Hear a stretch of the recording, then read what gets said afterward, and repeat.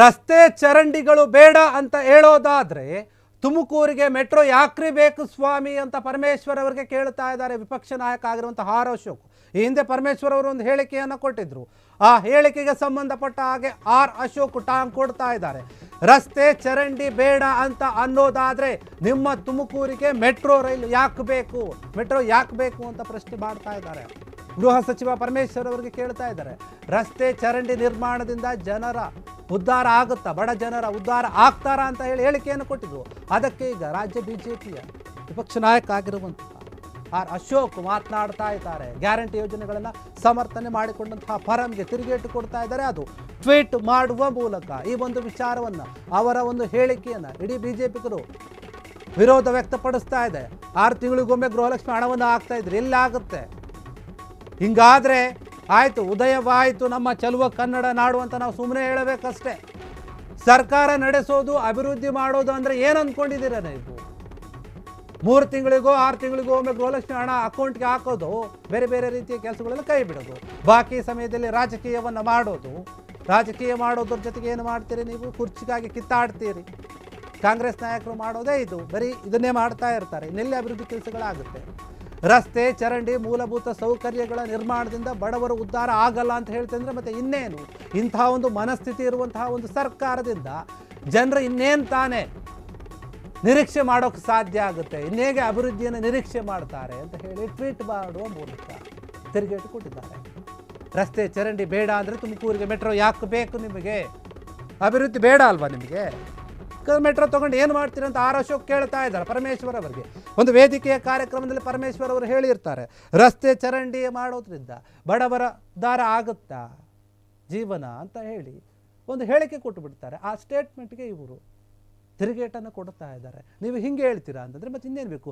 ಜನರಿಗೆ ಮುಖ್ಯವಾಗಿ ಬೇಕಾಗಿರುವಂಥದ್ದೇ ಮೂಲಭೂತ ಸೌಕರ್ಯಗಳು, ರಸ್ತೆ ಚರಂಡಿ ವ್ಯವಸ್ಥೆ, ಈ ರೀತಿಯಾದ ಕುಡಿಯುವ ನೀರು, ಅದರ ಸಂಪರ್ಕ, ಈ ರೀತಿಯಾದಂತಹ ವ್ಯವಸ್ಥೆಗಳು ಬೇಕು. ಮೂಲಭೂತ ಸೌಕರ್ಯಗಳನ್ನೇ ನಿಮಗೆ ಸರಿಯಾದ ರೀತಿಯಲ್ಲಿ ಕೊಡೋಕೆ ಆಗ್ತಾ ಇಲ್ಲ ಅಂತಂದರೆ ಬೇರೆ ಬೇರೆ ದೊಡ್ಡ ಮಟ್ಟದ ಅಭಿವೃದ್ಧಿ ಕೆಲಸಗಳನ್ನು ಹೆಂಗೆ ಮಾಡ್ತೀರಿ? ಸರ್ಕಾರ ಯಾವ ರೀತಿಯಾಗಿ ನೀವು ನಡೆಸ್ತಾ ಇದ್ದೀರಿ? ನೀವು 3 ತಿಂಗಳಿಗೆ 6 ತಿಂಗಳಿಗೊಮ್ಮೆ ಹಣವನ್ನು ಹಾಕ್ತೀರಿ ಗೃಹಲಕ್ಷ್ಮಿದು. ಇನ್ನು ಬೇರೆ ಬೇರೆ ಯೋಜನೆಗಳದ್ದು ಬಿಟ್ಟರೆ ಅದೇ ಕತೆ ಮುಗಿದೋಯ್ತು. ಅವು ಬೇರೆ ರೀತಿಯಾಗಿ ಸಮಸ್ಯೆಗಳಿದೆ. ನಿಮ್ಮ ಯೋಜನೆಗಳನ್ನು, ಗ್ಯಾರಂಟಿ ಯೋಜನೆಗಳನ್ನು ನೀವು ಸಮರ್ಥನೆ ಮಾಡ್ಕೊಳ್ತೀರಿ. ಬರೀ ಗ್ಯಾರಂಟಿ ಯೋಜನೆಗಳ ಬಗ್ಗೆ ಮಾತನಾಡೋದು ಬಿಟ್ಟರೆ ಇನ್ನೇನು ಮಾಡ್ತೀರಿ? ಅದು ಬಿಟ್ಟರೆ ಬೇರೆ ಸಮಯದಲ್ಲಿ ರಾಜಕಾರಣ ಮಾಡ್ತೀರಿ, CM ಕುರ್ಚಿಗಾಗಿ ಗುದ್ದಾಡ್ತೀರಿ ಬೆಳಗ್ಗೆಯಿಂದ ಸಂಜೆ. ಇವತ್ತು ಬೆಂಗಳೂರಲ್ಲಿದ್ದರೆ ನಾಳೆ ದಿಲ್ಲಿಯಲ್ಲಿರ್ತಾರೆ. ಬೆಂಗಳೂರು ಡಿಲ್ಲಿ, ಡಿಲ್ಲಿ ಬೆಂಗಳೂರು ಅಂತ ಓಡಾಡ್ತಾ ಇರ್ತಾರೆ. ಸಿದ್ದರಾಮಯ್ಯ, DK ಶಿವಕುಮಾರ್ ಅವರಿಬ್ಬರು ಅದರಲ್ಲೇ ಮುಳುಗೋಗ್ಬಿಟ್ಟಿದ್ದಾರೆ. ನೀವು ಈ ರೀತಿಯಾದ ಹೇಳಿಕೆಗಳನ್ನು ಕೊಡ್ತಾ ಇದ್ರೆ ಇನ್ನು ಹೆಂಗೆ ಅಭಿವೃದ್ಧಿ ಆಗೋಕ್ಕೆ ಸಾಧ್ಯ? ನಿಮ್ಮಂತಹ ಮನಸ್ಥಿತಿ ಇರುವಂತಹ ಒಂದು ನಾಯಕರಿಂದ, ಕಾಂಗ್ರೆಸ್ ನಾಯಕರಿಂದ, ಕಾಂಗ್ರೆಸ್ ಸರ್ಕಾರದಿಂದ ಜನರು ಏನು ನಿರೀಕ್ಷೆ ಮಾಡೋಕ್ಕೆ ಸಾಧ್ಯ ಹೇಳಿ ಅಂತ ಹೇಳಿ ಆರ್ ಅಶೋಕ್ ಟ್ವೀಟ್ ಮೂಲಕ ಮಾತನಾಡಿರುವಂಥದ್ದು. ಪರಮೇಶ್ವರ್ಗೆ ತಿರುಗೇಟನ್ನು ಕೊಟ್ಟಿರುವಂಥದ್ದು. ಬರೀ ಗ್ಯಾರಂಟಿ ಯೋಜನೆ ಗ್ಯಾರಂಟಿ ಯೋಜನೆ ಅಂತ ಹೇಳ್ತೀರಿ, ಮಾತೆತ್ತರೆ ಬರೀ ಗ್ಯಾರಂಟಿ ಯೋಜನೆ ಅಂತೀರಿ. ಅದು ಬಿಟ್ಟರೆ ಬೇರೆ ಇನ್ನೇನು ಮಾಡಿದ್ದೀರಾ ನೀವು?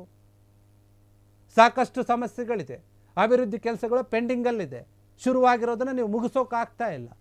ಹಾಗಿರುವಾಗ ಈ ರೀತಿಯಾದಂಥ ಹೇಳಿಕೆ ಬೇರೆ ನೀವು ಕೊಡ್ತಾ ಇರಾ ಅಂತ ಹೇಳಿಬಿಟ್ಟು ಆರ್ ಅಶೋಕ್ ತೀವ್ರವಾಗಿ ಆಕ್ರೋಶವನ್ನು ವ್ಯಕ್ತಪಡಿಸ್ತಾ ಇದ್ದಾರೆ.